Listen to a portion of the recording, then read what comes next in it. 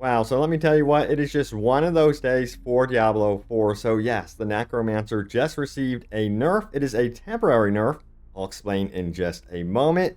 And yeah, the recent patch from yesterday caused a lot of issues with the Helltide chest. Let me tell you what, the most rarest items in the game were dropping like candy. We're going to talk about the new dev response today, a new hotfix, new patches that are going to be releasing later this evening, and a bunch of other stuff going on. But let's go straight into the official post right here from Adam Fletcher, because yeah, you remember this patch went live yesterday and it caused the Helltide chest to go absolutely crazy.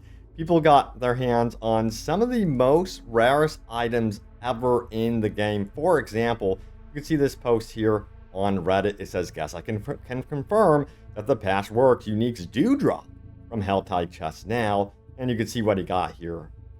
I'm super jealous. I am incredibly jealous. I cannot believe I missed out on this. By the way, I guess it was the Barbarians that were the luckiest with this one. I kid you not. And you know who plays Barbarian? This guy right here. But yeah, the immediate response from Blizzard was this right here. It says, ultra rare, uber unique item drops temporarily disabled in Diablo 4. That is still ongoing, by the way, but they plan to release a patch later on this evening to revert that back and bring those uber rares back into the game, but as a more like manageable level where they're not dropping like candy in the Helltide chests. So yeah, that is going to be happening, but this did stir up quite a bit of controversy, I have to say. Check out this post right here. It says this. It says, don't be upset about the Shaco bug. Be upset that Helltide chests weren't dropping uniques. And this is a great point. It says, how many of you have wasted countless hours farming Helltides to find that unique item for your build? How many chests have you opened only to find some garbage gear? I've been grinding Helltides for 2 weeks, targeting farming gloves with absolutely zero unique drops. Makes sense now. The Shaco bug isn't the tragedy here. The tragedy here is that the in-game content had absolutely zero chance to drop the best items in the game. You would have had better luck just running the same dungeons over and over again.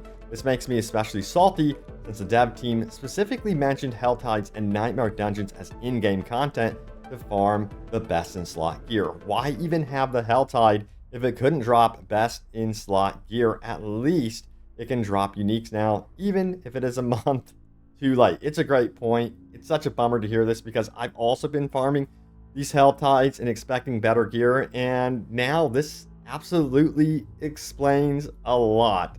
I really hope they adjust this sort of thing in Season 1 because this is a bummer to learn.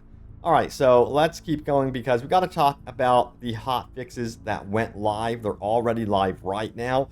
The first one is this one right here. Here we go. We have Adam Fletcher that says we have 2 hotfixes today for Diablo 4. One is out now and another later this afternoon. The one that is out now addresses an issue with Blood Lance builds with Necros. So yeah, get this, it's considered a nerf. So let's head on over to the Blizzard article. It says this hotfix, July 7th, 2023.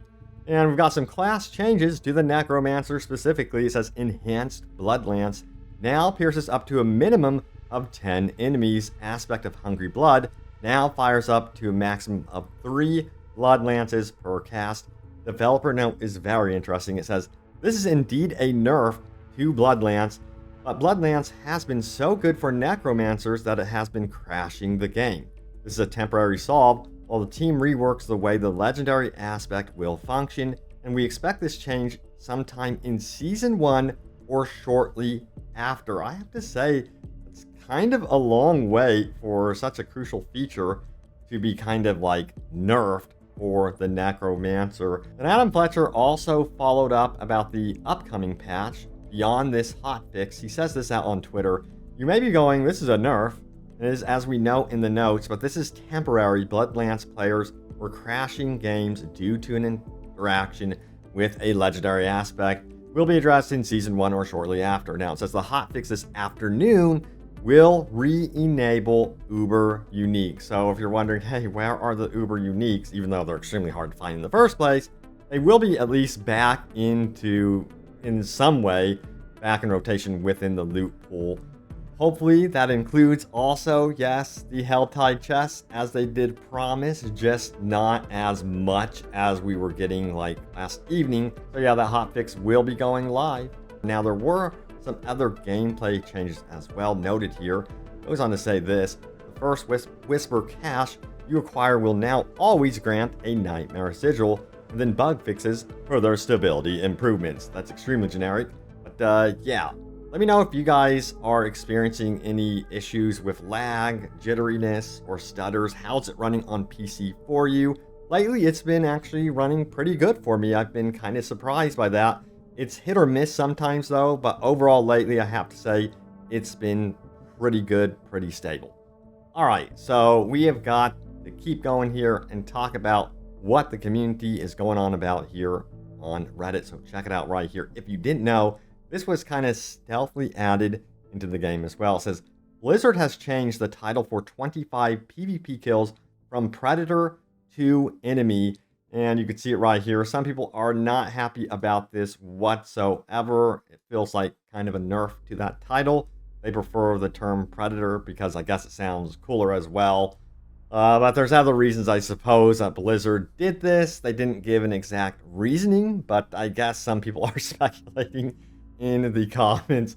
But yeah, let's keep going. We have this one right here as well. It says, can we not combine Diablo 4 and Diablo Immortal streams in the future? You're wasting our time. This is such a great point. It says, I am sure this was an attempt to get more eyes and more money on Diablo Immortal. Nailed it right there. By having to watch this Immortal stream, and now the question and answers is brutal. I agree 100%. They need to just give us a Diablo 4 stream and a separate Immortal stream to not waste time.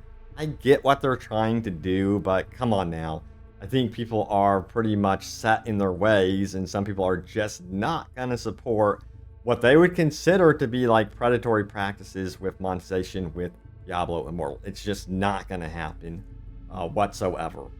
You know, we did get to see that new class announced for Diablo Immortal, but I want a new class for Diablo 4. That's all I care about, you know what I mean? Alright, so let's keep going. And then we have this one right here. It goes on to say this: I like the Season 1 content, but are we going to be done with our character at level 80 again? This is a great question. It says, my biggest problem with the game is leveling from around 75 to 100. There is no real goal, only Uber Lilith. As we do not get new world tier or some other mechanic, is this going to be the same boring leveling for no reason? What do you guys think? I think they're wanting you to chase after these malignant hearts. Will that last through levels 80 and 100? That's going to be the biggest question. It depends if these malignant hearts are like super powerful between those levels. They did clarify that yes, you know, if you go after creatures that are a higher level, a higher power, expect the reward to be similar of a higher power for these malignant hearts. So at least that's cool, but I do get where you are coming from when it comes to concerns with the end game, as I call it. So, you know, I feel like they need to address this publicly in some way and tell us maybe what their plans would be. Of course, we are going to be getting a new boss with Season 1. We haven't seen gameplay on that, but it would be cool. Hey, if we got like new world bosses, that would be interesting to have in there. Right now, we only have like a set number of world bosses, and it's kind of tough to follow when they actually will be in rotation. You can actually download an app, but I feel like they need to be in rotation more than they are currently. All right, so let's keep going, shall we? So now it's time to go over your top comments. Remember to leave a comment down below. It could end up in a future video. So let's find out what you guys had to say more recently, shall we? By going to my most recent video, which was, of course, about that Helltide update, which is now live. Also has new Q&A on Season 1 concerns and more. If you missed this, by all means, check it out. Some really cool new information in there from the dev team. All right, let's see what you guys had to say about this one. So our first comment comes from Block22, I believe it is. He says, one thing I would like to see with the Necro is making the minions a more interactive part of your ability rotation. I think it would be cool if they gave the Necro a core skill that incorporated your minions. For instance, whenever you proc your core skill, you could make all your minions do an extra powerful attack. It would make it feel like you're more, read more, of a battle commander controlling the undead. Love your content. Keep up the great work. Yeah, that'd be cool. Appreciate that, by the way. But yes, it would be very cool if they could make it more interactive for the minions, for sure. I feel like they might want to expand some of the systems with the minions. It feels a bit underwhelming to me currently with what you can actually do with the minions. And I love the Necromancer. I love the idea of having your minion army, you know, conquer the lands with you. I just think it's one of the coolest things in the game. But it's just one of those in-game builds that's not exactly viable. All right, next up we have Steven Wynn, who says, I'm excited for Season 1. As harsh as I've been criticizing this game, it's all because I really enjoy it and I want it to succeed. Hopefully they nail this one. I thought that was so well said, by the way. And, you know, there's a way to give feedback and just to be hateful. You know what I mean? Some people are just hateful towards this game and then they don't provide actual, meaningful, changing feedback. And I think that's what Blizzard has to do. They have to sort through all of the hate. And some of the hate is understandable. Don't get me wrong. But if it doesn't come with like meaningful feedback, I just don't see any purpose for it.